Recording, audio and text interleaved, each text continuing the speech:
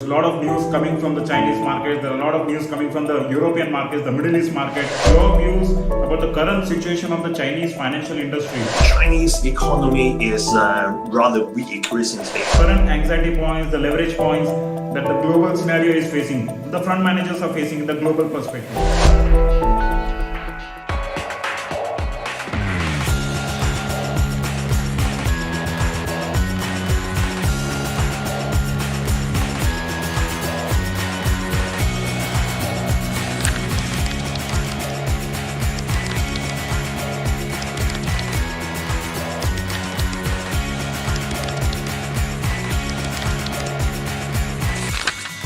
Tell us about the current role of the Chinese investments and investors in a global perspective.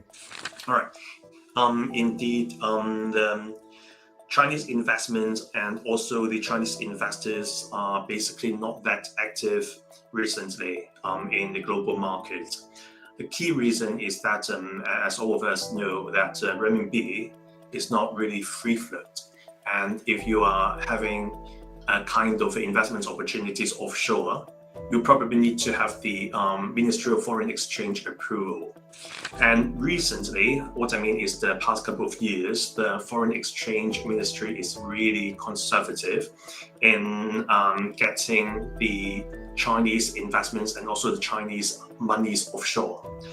The key reason, as we all know, that the Chinese economy recently is not that good, and therefore the government, no matter whether it's the central government or the local government, they are more encouraging the money to stay and invest onshore rather than to go offshore. Therefore, this is a very key consideration that we don't see too much foreign investment as done by the Chinese. Another key reason is because of the political consideration, where we see that recently the political tension between China and other countries are a bit strong.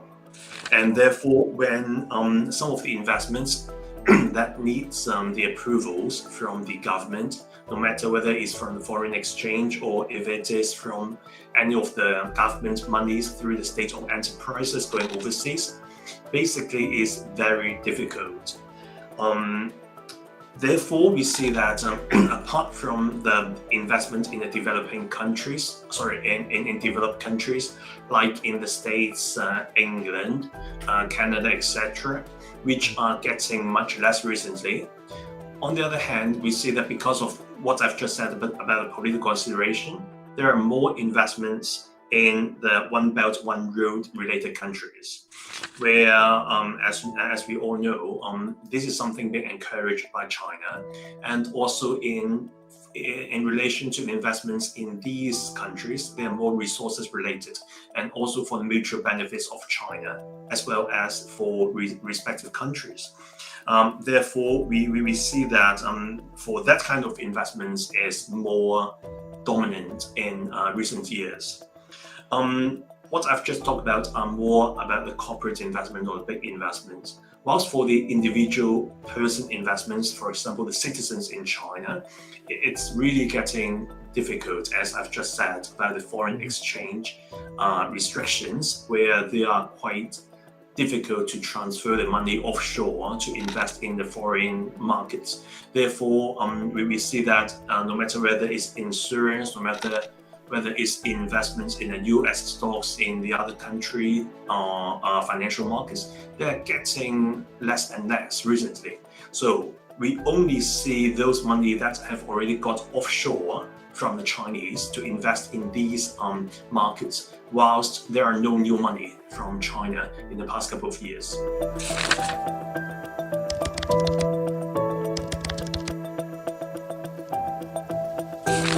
All right. As I've just said, Chinese economy is rather weak recently, and some of the industries in China, like real estate and steel, resources, basically they are suffered from quite significant impacts recently. Therefore, many of the bank loans where they're lending to respective industries, as we not just only China, but all over the world, real estate, basically they cover quite a significant portfolios of the bank loans. So for respective industries, they are basically, say, covering quite a strong portfolio of respective banks, particularly for the SOE banks and the local SOE banks. Therefore, China needs to be very cautious in managing respective industries to make sure the financial industry would not be collapsed or would not be significantly affected by the respective low performance or the poor performance of respective industries. Many of the local governments, we also see them raising debts or by issuing bonds in order to support the growth and also the, say, daily usages of respective provinces or cities. Whilst we also see that recently there are some defaults in respective bonds, which also affect the confidence of investors as well as the Chinese nationals in the financial industry. Definitely one very key reason, not just only for China, but also for other countries, whilst it is even stronger in China, is the effects from pandemic. As we see that for the past, say, 12 months, many countries have already reopened their doors, whilst China is still undergoing a closed door policy, where the overall economy is not being, caught up by doing international trade and also international businesses. So they are more relying on the domestic markets, where domestic consumption and also the domestic GDP is not growing in that large extent. Therefore, we see that the financial industry is still undergoing some kind of, effect by this perspective. Nevertheless, we should trust the Chinese government, as they should have plans and also methods to cope with the current situations to maintain a stable and healthy financial industry, as that is very critical to have a stable for maintaining the stability of the country.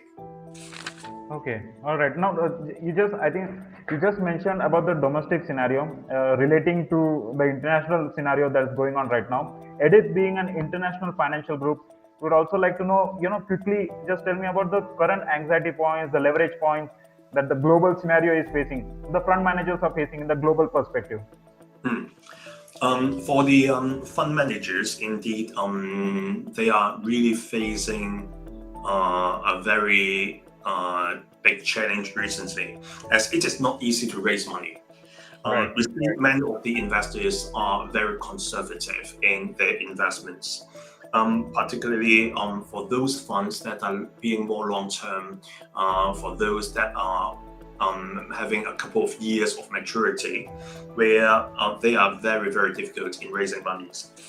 And another key problem is we see that the recent performance of many funds are not that satisfactory, and many of them are dropped a lot and even default, which makes many of the fund managers are being sued because of the poor performance or the default of their respective funds.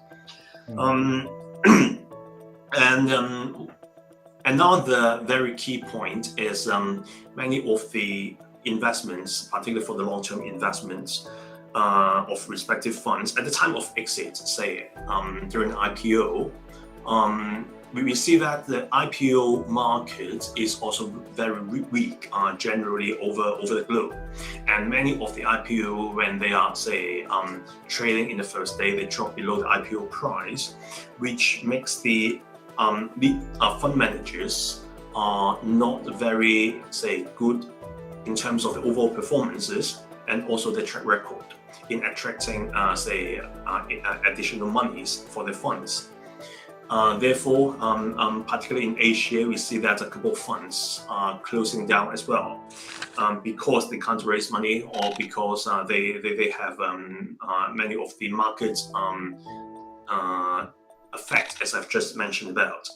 So this is something which I see recently being quite, challenging for the market. But I anticipate this is something being short term, and in the long term, I would see that now we are at the bottom of the market, and there are many attractive and also cheap assets that we are able to invest into, and therefore some of the investors, we also see that they are getting more aggressive recently, or not in terms of aggressive, as I said, but in terms of more open in looking into investment opportunities and participate in some of the funds. Just like for the Hong Kong Hang Seng Index is dropped a lot, and many of the pre-IPO projects or the issuers are getting more realistic in lowering their prices when attracting investors. So it's a kind of a supply and demand issue, which I would say that the market is picking up, and the fund businesses and the fund managers are, say, already at the bottom of the market, and they should be having a good future going forward. Right.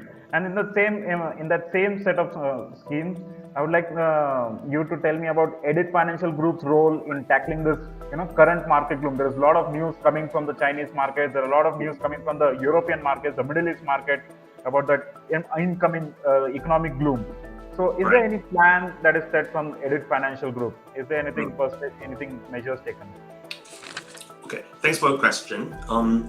Indeed, as per my feedbacks about the previous questions, I basically share the fact that the market is rather challenging currently. So for Active Financial, we are more trying to differentiate ourselves from other players in the market to provide more diversified and also more interesting products and services. So in addition to many of the traditional investment products that we have, and no matter whether we are selling at the current stage or we are planning to sell at a future stage, we are also starting to make our own funds and products, which are more attractive for the investors, as we are more picking those industries and also that assets being more, say, attractive for investors going forward. In terms of the trading system, basically our trading system and many of our technology used are developed by our own fintech team, which has around 150 people. We are one of the very few houses in Hong Kong that developed our own trading platform, and are the systems that are specifically used for the securities companies' operations. We are basically using this system ourselves as a kind of demo, and we are targeting to sell all our systems that we have developed to the current market players, like security houses, where it would help them a lot in the sense of they don't need to develop their own system. They can just use our own system in terms of white label, for example, our APP, and then they would have a very comprehensive trading system immediately.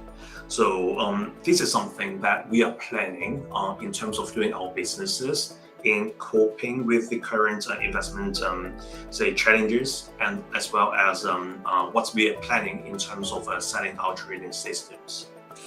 Right. And could you share a bit? We have been very curious to know about your AI-powered smart investment tools. Can you share a bit about that itself?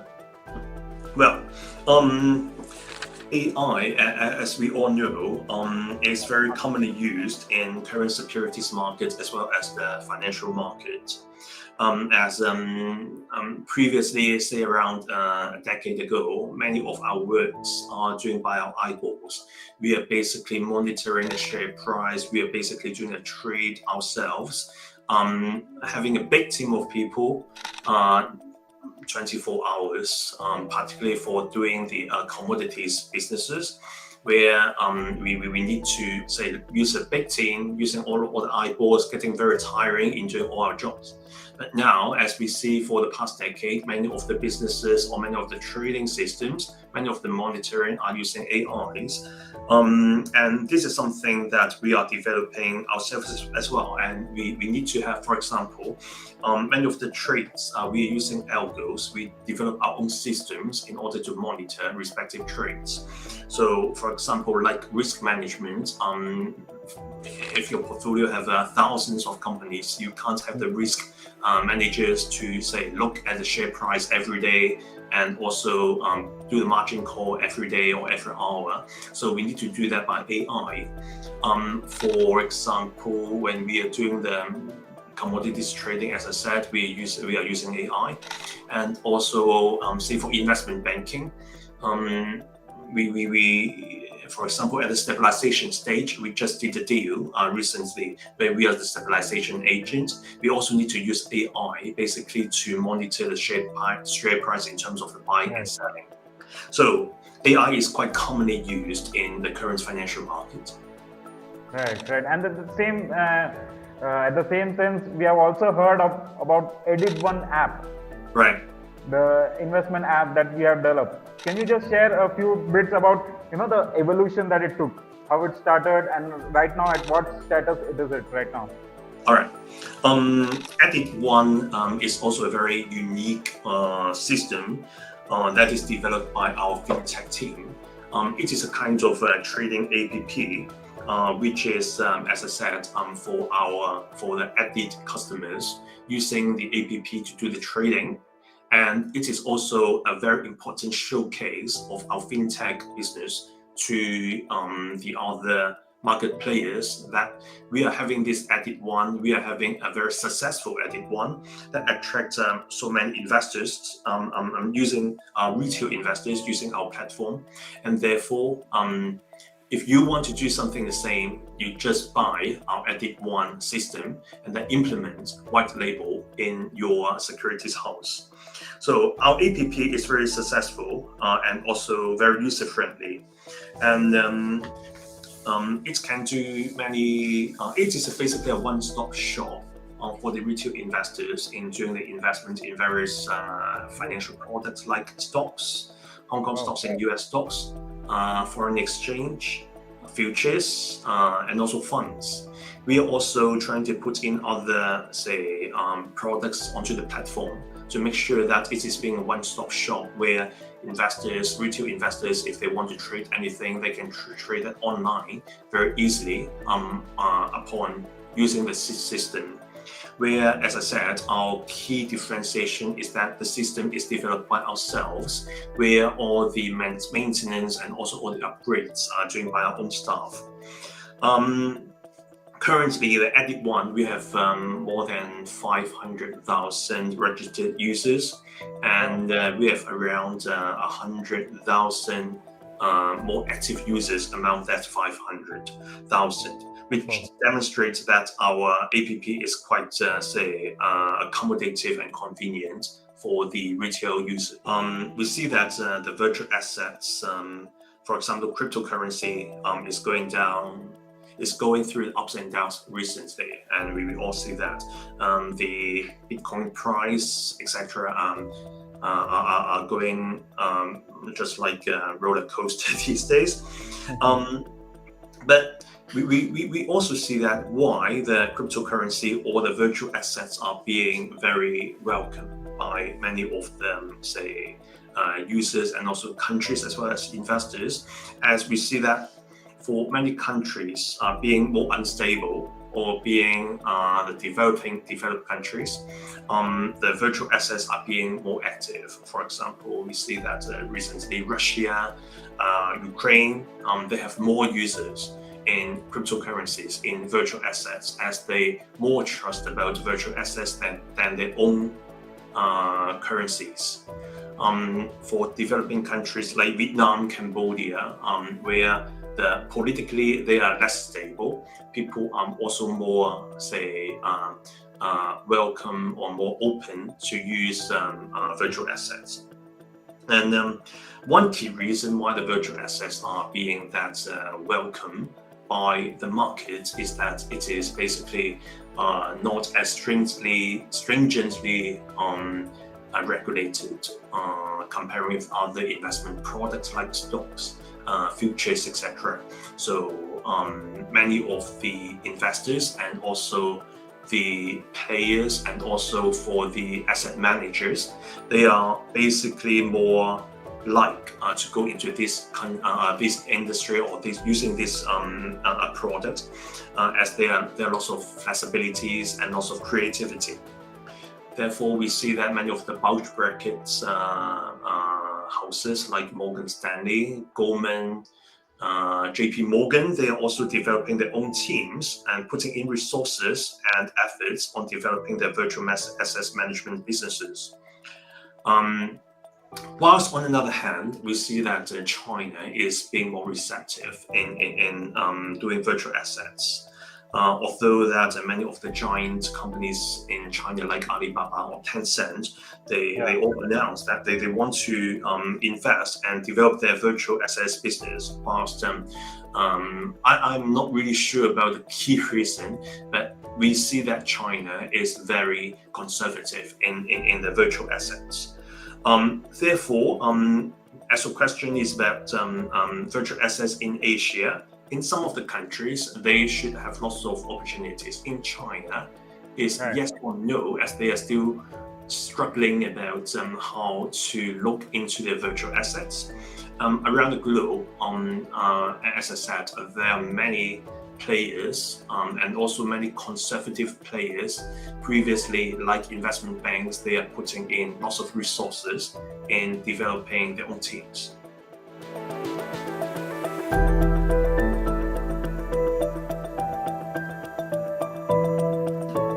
For Chinese markets, China was indeed a key country for us when we started developing our online businesses, as our key businesses previously was on online brokerage business, where last year there is a significant change on the Chinese policy in allowing the offshore financial service providers to provide services in mainland, and therefore we need to change our game plan, as that is a no-go going forward short term.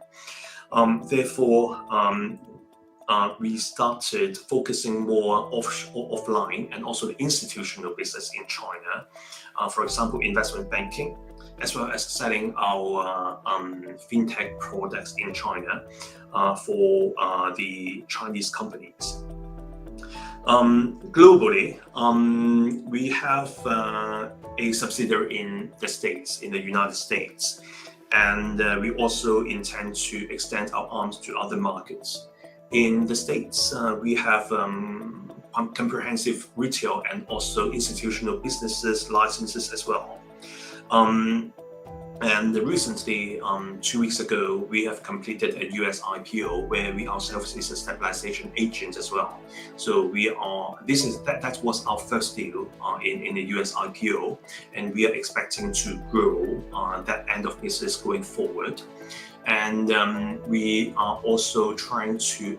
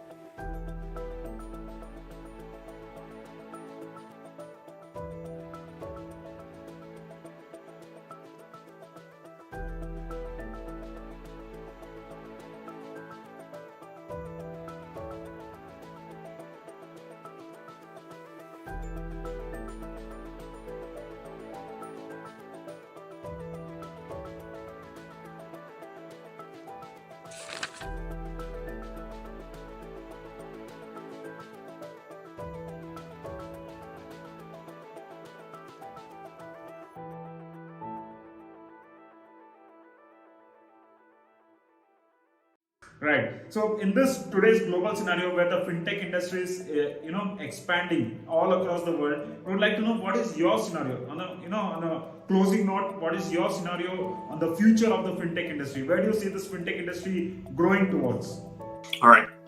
As indeed Edit, we have put in quite lots of resources in building up our fintech team, and also we have spent lots of monies in the R&Ds of the fintech team for the past couple of years. Whilst indeed it is quite tricky for fintech businesses, as many houses are saying that they are fintech. They are doing fintech. Whilst, as I've just said, what is the real fintech is those companies that are willing to look at this as a long-term investment, spend the money in the R&Ds, and to provide good products for the market users. For example, the systems that we are currently using, and that is exactly a system we are planning to implement to the market, is something that we have developed for more than 4 years and involved more than US $50 million investment. So it is quite a significant investment where we anticipate the market would be very welcome and also would find that very useful. Some countries, we see that they are more looking into fintech long term. They are more willing to invest the country in long term. For example, the Greater Bay region in China, to some extent, it is focusing and developing in the sense of encouraging the fintech development as well as the other technology-related, scientific-related developments. So they're providing some kinds of ecosystem for the fintech companies to develop themselves. However, there are lots of challenges as well, as we see that there are lack of expertise in fintech over the globe. There are many average level people, whilst for those people that we really need in fintech, as I said, fintech is not doing or developing the products by themselves, closed door. Yeah. Only knowing the technology. They should know what the market needs. They should know, say for example, our fintech team, they should be very, very familiar with what the securities market needs and what are in shortage. So the fintech people should have, say, expertise and knowledge in addition to the technology that they know. They need to know about the market. They need to know and keep talking with the professionals in respective industries. Like if you're developing securities market products, you need to know and talk to the securities market people very regularly so that they know what they think and understand whether what you are developing are, say, are getting old, and say as the market is changing, as the technology is growing fast. So we need to make sure that what we are developing by fintech is very updated, and we make sure that they are developing the rightful products that fit the industry needs. Generally, I'm very confident that there are still very big developments in fintech, or indeed, fintech is getting old-fashioned. We are more talking about tech fin now, and the fintech should also explore further on how to cope with the real problems of the market and provide precise solutions like SaaS. Right. So thank you, sir. Thank you for sharing this perspective from this, your point of view about the future of fintech industry. Because we have been talking to many of the giants, many of the startups itself, as to what they believe is the real need of the fintech industry, what is the real growth of the fintech industry. So that is, from your perspective, from Hong Kong, from Edit International Financial Group, how the fintech industry is going to grow. And thank you for sharing the time with us. Thank you for sharing all this insights with us. It has been really,